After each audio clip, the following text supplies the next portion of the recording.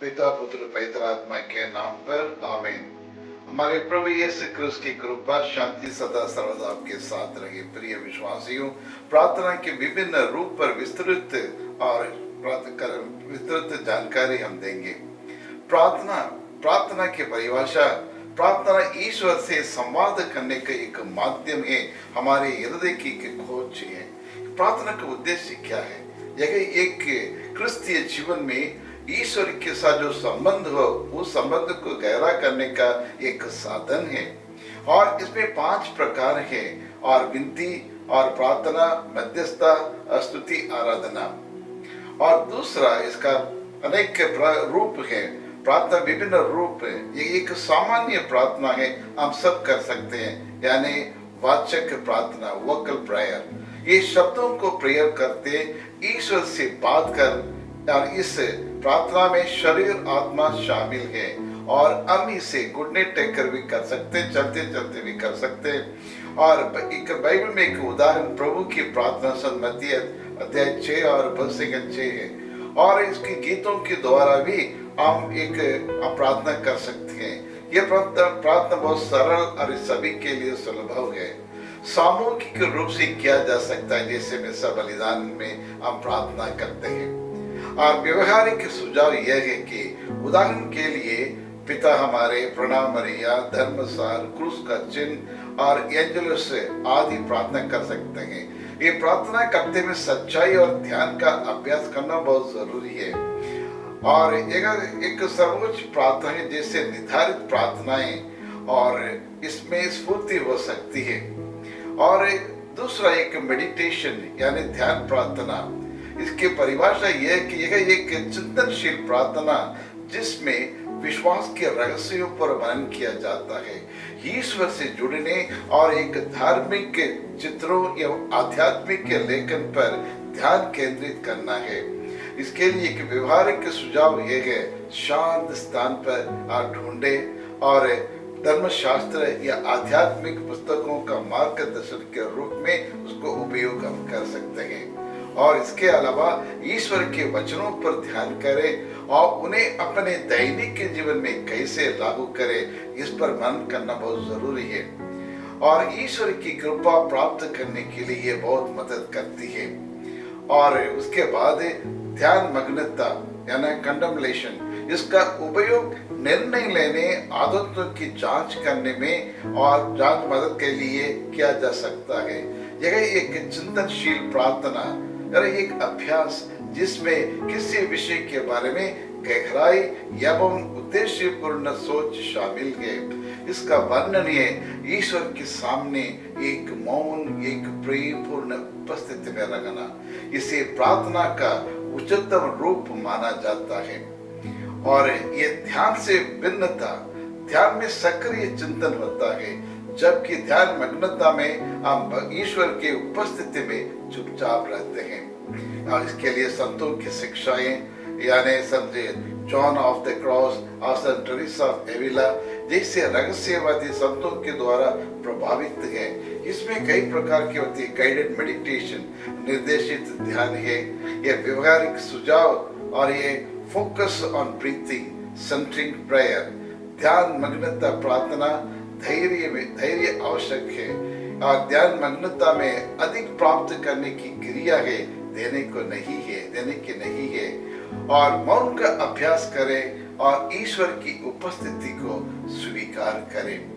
और तीसरा the liturgy of the hours, यानी इसकी परिभाषा यह है कि कैथोलिक चर्च के द्वारा निर्धारित और दैनिक प्रार्थनाओं का एक आधिकारिक और सेट है, जिसे निर्धारित समय पर यह प्रार्थना की जाती है। इस प्रार्थना करने का 5 मूल कारण है। पहला है, और इसके प्रार्थना ये चर्च के साथ मिलकर करते हैं। और दूसरा अपने दिन और पवित्र कर देता है, ये धर्मशास्त्र के प्रति और अपना ध्यान पड़ा देती है। कलीसिया इसको अनुशंसा करती है। और एक यहूदी परंपरा में निहित है, निश्चित घंटों पर प्रार्थना की जाती है। इसे के ईसाइयों ने अपनाया और सदियों से इसे औपचारिक रूप से रूप इसको दिया गया है। और इसका संरचना क्या है? यह विभिन्न घंटों में विभाजित है। उदाहरण के लिए सुबह की प्रार्थना, शाम की प्रार्थना और रात्रि की प्रार्थना है। और इसमें भजन है, धर्मशास्त्र पढ़ना और मध्यस्थता की प्रार्थनाएं शामिल है। इसका महत्व क्या है? यह दिन को पवित्र करने में हमारी मदद करता है और व्यक्ति को और सार्वभौमिक चर्च से जोड़ता है। इसके लिए व्यवहारिक सुझाव है, व्यक्तियों को अपने दैनिक जीवन में सुबह या शाम की प्रार्थना शामिल करने के लिए प्रोत्साहित करें। और दिव्य कार्यालय में एप्स या प्रार्थना की पुस्तक का उसका उपयोग कर सकते हैं। और चौथा, रोजरी और उसका महत्व, the rosary and its significance. हमारे जीवन में रोजरी अहम भूमिका निभाता है। क्यों करना रोजरी? एकजुटता की प्रार्थना है, सांस्कृतिक भाषाई सीमाओं से परे जाकर एकता लाता है। दूसरा, आदर की प्रार्थना है, माता मरियम के प्रति हमारा सम्मान श्रद्धा प्रकट करने का एक अच्छा तरीका है।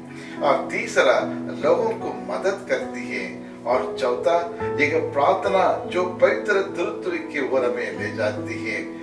और यह एक ध्यान में यह प्रार्थना है जो मसीह के जीवन पर आधारित है और रहस्यों पर केंद्रित होती है, दिलों को बदल देती है और वह जीवन को भी बदल सकती है।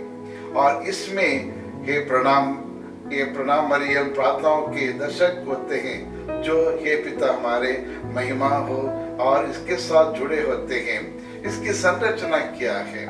और प्रसन्न रहस्य और दुखद रहस्य, महिमा रहस्य और ज्योतिर्मय रहस्य, इन पर मनन चिंतन कर सकते हैं। और बाइबल के लिए इसमें प्रणाम मरिया एक प्रार्थना और लूका 1:1-28 में स्वर्गदूत के अभिवादन पर आधारित है। एक ऐतिहासिक पृष्ठभूमि है। संत डोमिनिक द्वारा प्रचारित एवं समय के साथ औपचारिक रूप से दिया गया है। इसका महत्व है मरियम और मध्यस्थता के रूप में और प्रभु यीशु के जीवन के महत्वपूर्ण क्षणों उद्धार के इतिहास को दर्शाता है।